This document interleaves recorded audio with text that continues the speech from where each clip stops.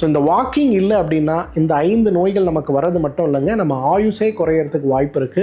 வாக்கிங்கே பண்ணலன்னா நமக்கு என்ன ஆகும்? அகைன் 5 பெரிய பிரச்சனைங்க. நம்பர் 1, உங்களோட ஹார்ட் ரொம்ப வீக் ஆக ஆரம்பிக்கும். பொதுவாக நடக்கிறவங்களுக்கு இதயம் பலமாகி ஆயுள் எப்படி அதிகமாகுதோ அதே போல நடக்காதவங்களுக்கு எந்த கெட்ட பழக்கம் இல்லைனாலும் ஹார்ட் அட்டாக் வர பாசிபிலிட்டி இருக்கு. நம்பர் 2, நீங்க வாக்கிங் போலனா உங்களுக்கு கிட்னி ஃபெயிலியர் வரதுக்கான பாசிபிலிட்டி, லிவர் ஃபெயிலியர் வரதுக்கான பாசிபிலிட்டி ரொம்ப ரொம்ப அதிகம். ஏன்னா ஸ்வெட்ல இருந்து வெளியில போகக்கூடிய டாக்ஸினை நடை தவிர வேற எதுவுமே வெளியில அனுப்ப முடியாது. ஸோ நீங்க walking போலனா prepare for the worst. 3வது, வெரி இம்பார்ட்டன்ட், உங்க தொப்பை குறையணும்னா நீங்க வாக்கிங் போலனா தொப்பை குறையும். நீங்கள் வாக்கிங் போகலைன்னா உங்களோட தொப்பை அதிகமாகும். ஸோ இன்றைக்கி யாரெல்லாம் வெயிட்டை கண்ட்ரோல் பண்ணணும், மேனேஜ்மெண்ட் பண்ணணும், அதே நேரத்தில் ஃபிட்டாக இருக்கணும்னு ஆசைப்பட்றீங்களோ வாக்கிங் போங்க. இல்லை பரவாயில்ல நான் கொஞ்சம் தொப்பையோட பிள்ளையார் மாதிரி ஆகிறேன் அப்படின்னா வாக்கிங் போகாதீங்க. நம்பர் 4, ஸ்ட்ரெஸ்ஸுக்கும் ஆங்ஸைட்டிக்கும் பெரிய மருந்தே வாக்கிங் தாங்க. நீங்கள் ஒரு ரூமில் இருக்கீங்க, காலையில் வீட்டில் கிளம்புறீங்க, காரில் ஏறி ஆஃபீஸ் போகிறீங்க, திருப்பி ஆஃபீஸ்லேருந்து வேலை பார்த்துட்டு காரில் ஏறி வீட்டுக்கு வரீங்க, நடக்கிறதே கிடையாது அப்படின்னா நிச்சயமாக உங்களோட ஸ்ட்ரெஸ் அண்ட் ஆங்ஸைட்டி ரொம்ப ஒஸ்ட்டாக இருக்கிறத பார்க்கலாம். உங்கள் மனைவியோ கணவரோ ரீசெண்ட் டேஸில் வீட்டில் அதிகமாக